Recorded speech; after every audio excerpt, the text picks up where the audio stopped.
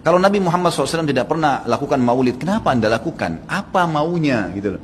Tanya coba, pasti mereka bilang Nabi nggak pernah lakukan, para sahabat tidak pernah lakukan. Sampai saya pernah berkata kepada beberapa teman yang sudah sampai pada, maaf, level ustadz-ustadz, kiai-kiai, yang mereka masukkan, saya bilang, akhi, tolong datangkan kepada saya satu saja pendapat, tidak usah dari para sahabat, tidak usah dari para tabi'in. 4 orang imam saja, Imam Ahmad, Imam Malik, Imam Syafi'i, Imam Abu Hanifah, ada nggak satu saja statement mereka yang suruh buat maulid? Coba datangkan kepada saya. Tidak pernah ada, satu pun tidak ada statement mereka. Dan itu muncul justru setelah mereka meninggal. Imam Abu Hanifah meninggal tahun 150 Hijriah, Imam Malik meninggal 179 Hijriah, Imam Syafi'i meninggal 204, Imam Ahmad meninggal 240 Hijriah. Itu munculnya maulid di tahun pas Imam Ahmad terakhir tuh, 10 tahun sebelum meninggal, 230 Hijriah oleh orang-orang Syiah yang ada di Mesir. Itu mereka lakukan. Karena mereka mau mencontohi ya, yang dilakukan oleh orang-orang Nasrani merayakan hari lahirnya Nabi Isa alaihissalam. Maulid itu ulang tahun, bukan ulang tahun maulid itu. Bukan ulang tahun, bukan peringatan ulang tahun maulid itu. Ingat baik-baik, kalau pakai peringatan itu pakai Id.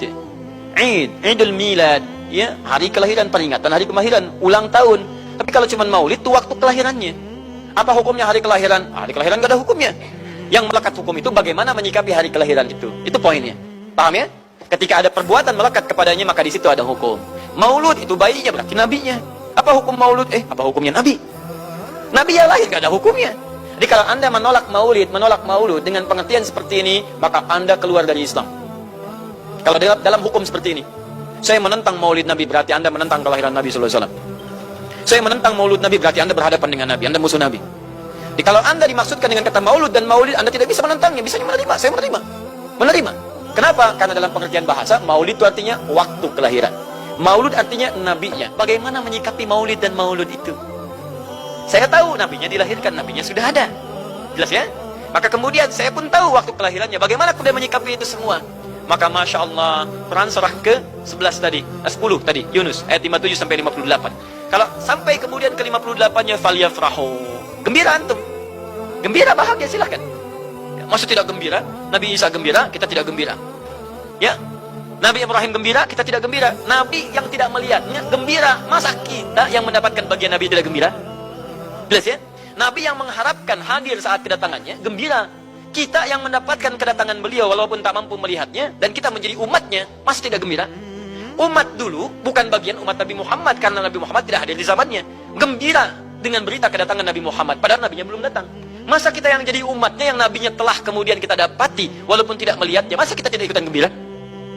Maka pertama kita mesti gembira. Maka yang kedua, bagaimana mengekspresikan kegembiraan itu. Maka contoh-contoh dari Nabi SAW, bagaimana mengekspresikan kegembiraan dengan Nabi SAW itu. Pertama, Nabi sendiri menyikapi hari kelahirannya dengan berpuasa di hari Senin. Jelas ya?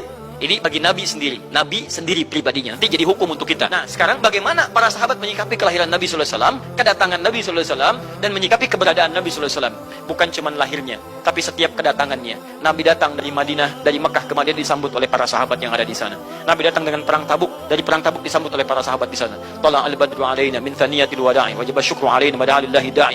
Masya Allah, disambut dengan madid. Bukti kesenangan mereka kepada Nabi SAW. Ada yang memuji Nabi SAW seperti Hasan bin Thabit, buat puisi-puisi memuji Nabi. Seperti Zuhair bin Abi Salma, tadinya musuh Nabi, begitu masuk Islam memuji Nabi SAW. Ada yang lagi kemudian menghormati Nabi dengan kedatangannya, dengan mengikuti Nabi kemanapun. Nabi mencontohkan, amalkan. Nabi mengajarkan, ikuti. Masya Allah. Begitu Nabi meninggal, diabadikanlah kemudian nilai-nilai penghormatan itu. Ada yang menulis sejarah tentang Nabi.